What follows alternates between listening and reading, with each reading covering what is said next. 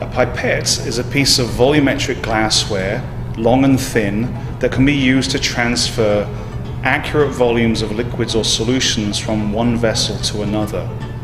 When using a pipette, it's a good idea to first ensure that it's clean from any previous experiments or use.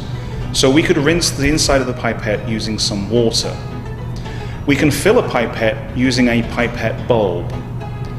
Here is a pipette bulb, and you can see that the pipette bulb consists of a sphere which we can depress to create a vacuum inside the sphere, and two buttons, one of which will result in the liquid being drawn up the pipette, and the other, we will see in just a moment, will allow liquid to go down the pipette. So we will attach the pipette to the glass,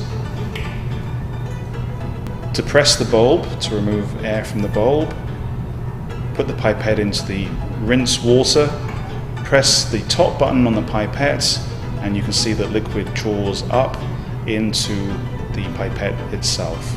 We could use the other button, just as a demonstration, to lower the liquid.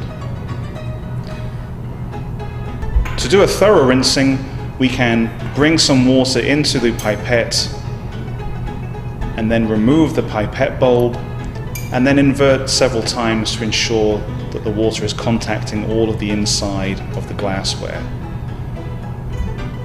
And then again drain into our waste container.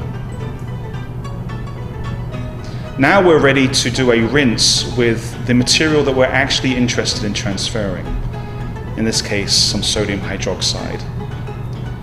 Sodium hydroxide is caustic, and so we will avoid doing the inversion method to clean the inside of the glassware. This time, to rinse with the sodium hydroxide solution, we will draw the sodium hydroxide all the way to the top of the pipette and then drain into our waste container. And in so doing, rinse the inside of the pipette with the sodium hydroxide.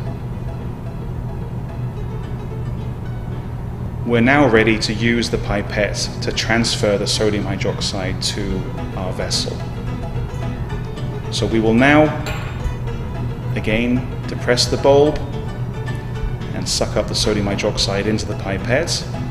And you can see at the neck of the pipette, just above the bulb part of the pipette, is a line, and we're aiming to get the meniscus of the liquid onto that line. And again, we can use both buttons in order to raise or lower the liquid level so that we end up with the meniscus on that line.